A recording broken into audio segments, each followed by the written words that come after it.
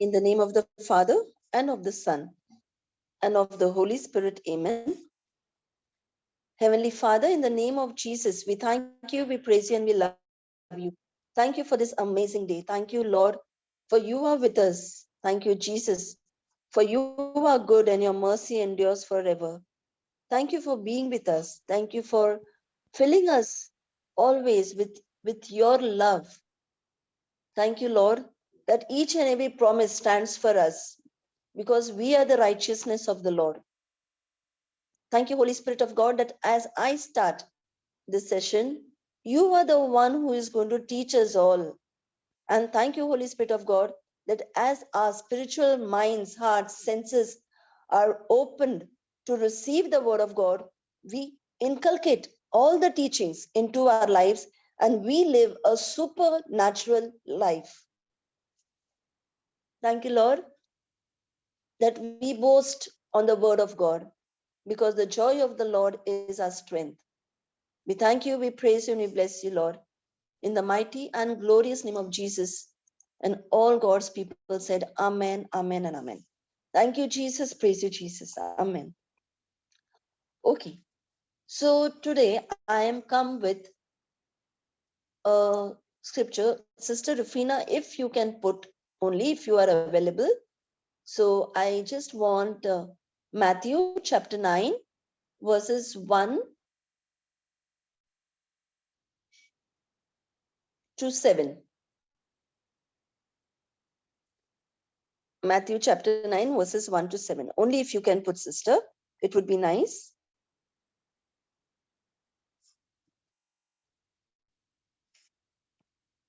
Or anyone else? Any co-host is able to put?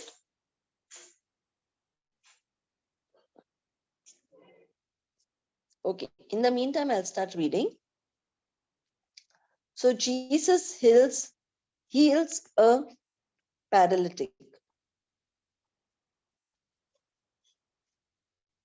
So now the verse says,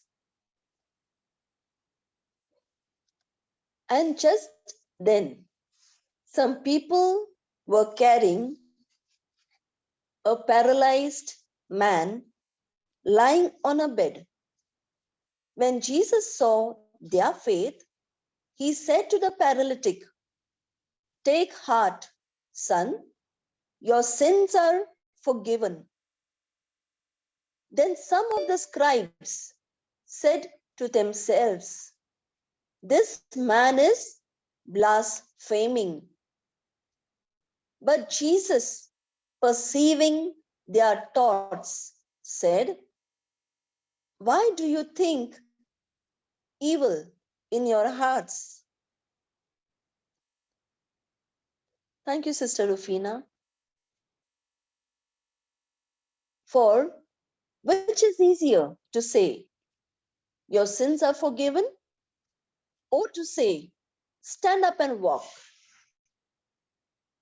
But so that you may know that the Son of Man has authority on earth to forgive sins, he then said to the paralytic, "Stand up, take your bed, and go home." And he stood up, means the paralytic. The paralytic stood up and went to his home. When the crowds saw it, they were filled with awe. Okay, I just said up to 7, right? Thank you, Jesus. Praise you, Jesus. Yes. So, what do we get to learn in this particular verse that the Lord is saying? Here we see that the Pharisees, whatever good Jesus is doing or whatever he is doing, they just want to keep an eye over him. You know why? They want that one fault. They want that one fault so that they never can see, or they can, so that they can tell everyone else not to follow him. They were searching for it. They were so very envious on him. Anything good that the Lord was doing, they were just waiting to find out. And what did they say when Jesus said? When Jesus said, you can take up your sins are forgiven. He said it first. What did they say? He is blaspheming. Who is he? Who is he to forgive sins? Because they did not know their authority. They knew the scriptures. Every one of us, don't we know our scriptures? We know our scriptures, but do we know our authority? When something goes wrong, are we taking that authority and putting that particular infirmity under our feet? We need to look upon ourselves. Are we somewhere like the Pharisees? Are we having a eye, a blind eye, that I am in the Word of God? I am doing everything what the Lord has told me. But is somewhere something going on negative in my life? Am I here to learn the scriptures and criticize somebody else? Am I for that over here? There may be somebody new in the Word who do not know the Word. They are babies in the Word. But how does my attitude be in front of them? What is my attitude? Am I judging them? Am I waiting for one silly small mistake and I will catch you? Or are we taking care of that mistakes, but making them understand that it is not like this, it is like this? Are we somewhere doing like that? We need to see. There are many people who go to church. I was also one of them. Why I say many people? Because I am one of the many, right? So when we go to church, the first thing we see is, where is the fan running? The first thing should always be the altar, right? How much close can I be to my Lord? How much near can I be with him? I don't want anybody's disturbance between him and me. So I will go on the first pew. Do I do that? No. Instead, when I enter the church, I look on top, not at the cross, but at the ceiling. Where is the fan? And now I will go and sit approximately there. Now I will judge. Is the air coming to me or not coming to me? Then when I'm doing all that, now I'm seeing the window is so dirty. Then I'm seeing the pigeons are coming and making so much noise. Then I'm seeing somebody else is coming in the church. There is no aisle. Anybody can come anyhow and sit. I am there to judge everyone. I am there to see who's coming how much late. Oh, this one is come for the gospel directly. Oh, this one is come for the communion directly. So I am there to judge somebody. Now, when we go back to church, once everything is open, because slowly by slowly the Lord is opening up everything.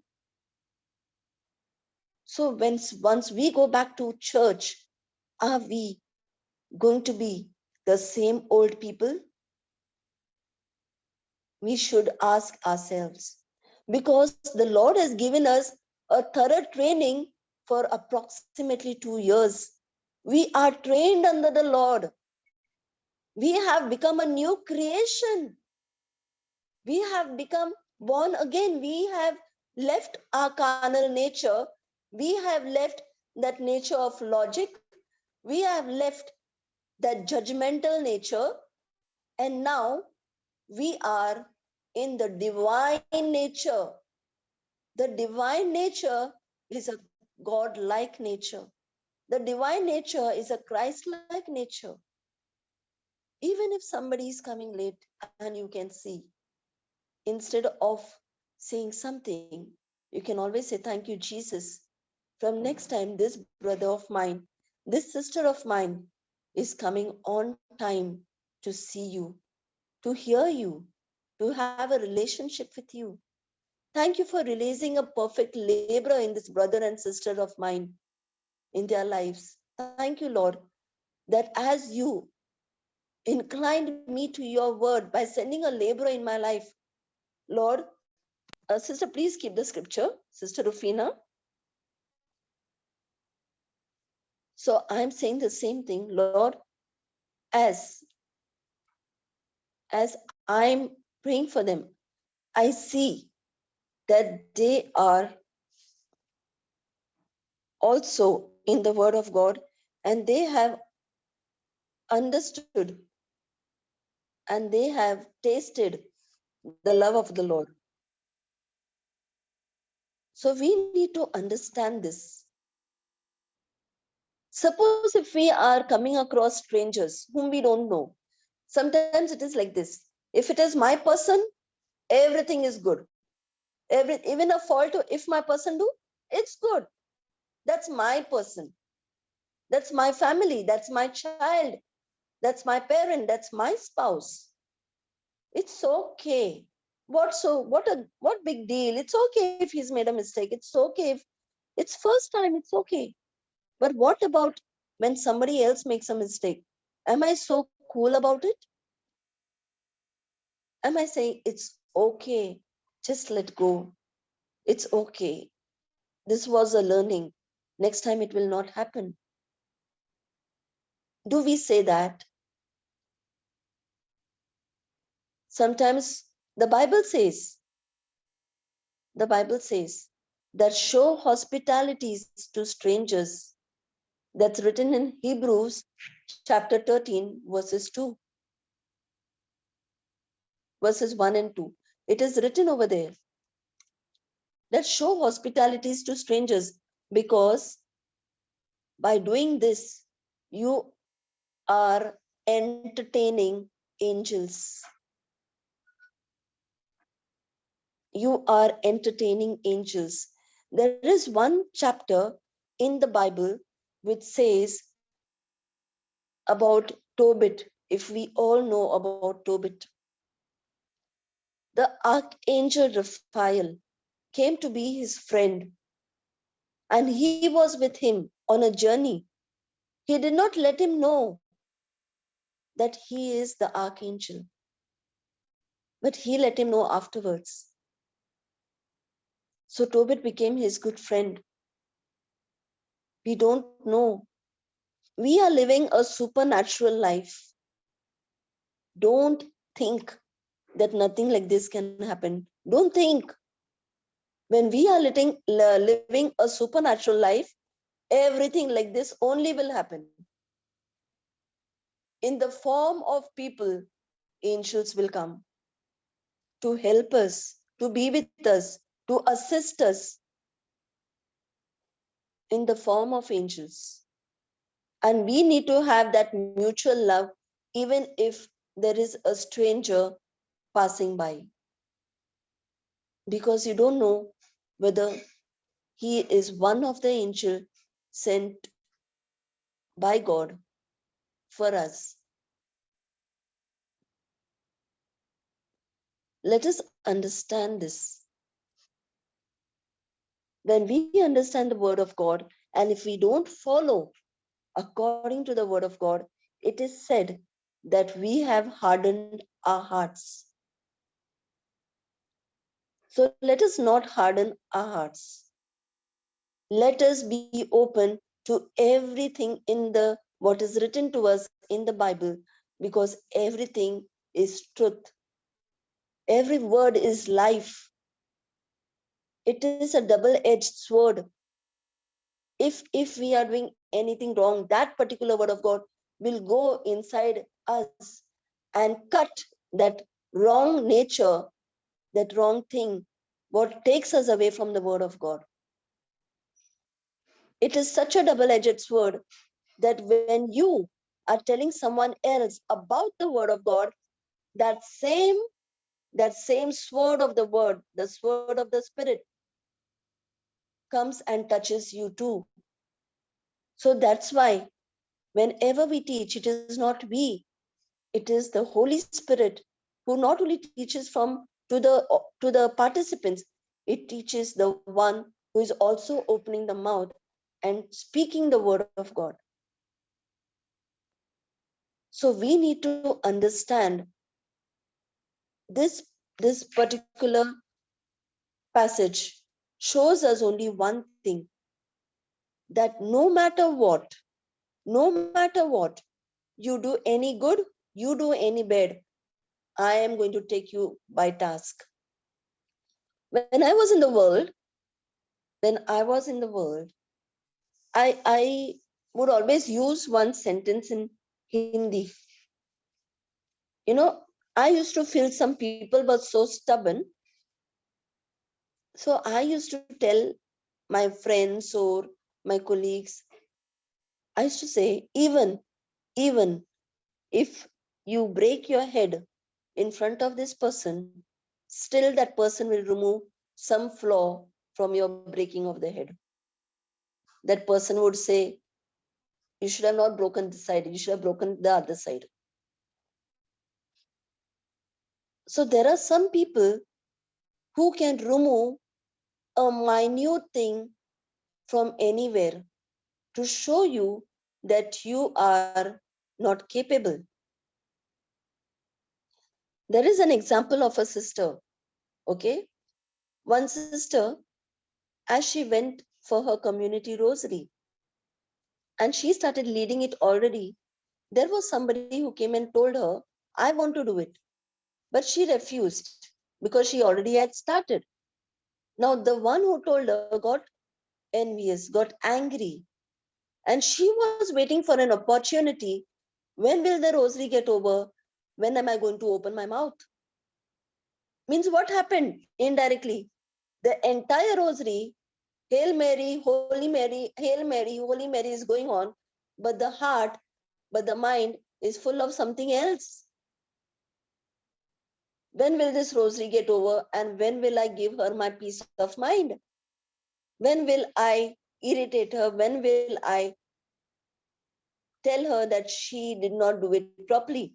And exactly like that, no sooner the rosary got over, that particular lady who came afterwards and asked to say the rosary told this particular girl who started with the rosary again, almost, that what did you say? Whatever you're saying was not making sense today. Everything wrong. Was it like Jesus healed the paralytic man and the Pharisee speaking that he is blaspheming? Is it the same? And what is that lady doing? What is that sister doing? She's actually coming in a community rosary. She's actually going to open her mouth and pray for somebody's intentions in that rosary. So, is she righteous? Is she walking in the way the Lord showed her to walk? Is she the light of the world? Is she the salt of the earth? That's why we need to be very, very careful. Very careful. How are our actions? How are our words? And what is our thoughts? The most important thing is thoughts. Are you ready to pull down somebody's dignity, even if that somebody has done many good things? Are you waiting to pull that person down in front of the entire public? Many people have this habit, okay? Even if something, even if it does not matter, if it does not, that particular occasion does not matter in that particular uh, moment, yet they will find a way to remove that particular topic which will put somebody's name down. and they will make that person a person of mockery. They will say it is for fun, it is for joke, but you have just murdered somebody in their emotions. You have just released a spirit of rejection in that person. Who is the cause of it? The one who has done that blunder. Give and it shall be given unto you. When you do it for others, it is a law, a spiritual law. It comes back to you. So let us understand on this particular passage that whatever somebody does, either good, either bad, you are the righteousness of the Lord. I am the righteousness of the Lord. Let us take it for the good word. And if a person is bad, let us speak life over that person's life. If that person is good, let us praise the Lord for that person. It all depends on me. Amen. Thank you, Jesus. Praise you, Jesus. Thank you, Lord, for this understanding. Thank you, Jesus. Heavenly Father, in the name of Jesus, we thank you, we praise you, we love you, and we bless you. Thank you, Lord, for this understanding. Yes, Lord, sometimes we really do not understand how the enemy can trap us. Thank you, Jesus. For as we have understood that it is only a thin line which we need to take care, which the eyes will show, Lord, which the eyes will show, but we need not pay attention on what the eyes shows us. But we, in our spiritual eyes, if we see something wrong, now in our spiritual eyes, we see everything good for that particular brother or sister. And as we are the righteousness of the Lord, we release our prayers for those brothers and sisters, and we ask for the perfect laborer to come and touch their lives.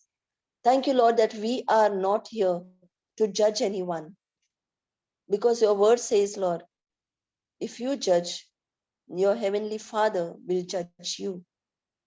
We are not here to judge anyone, Lord, but we are here to learn about your kingdom more and more, so that we walk in that righteousness, in that right standing by your word, and live a supernatural life which will benefit each and every one, our family, our friends, our colleagues, our neighbors, and everyone on this planet Earth, whomever we come across, every stranger.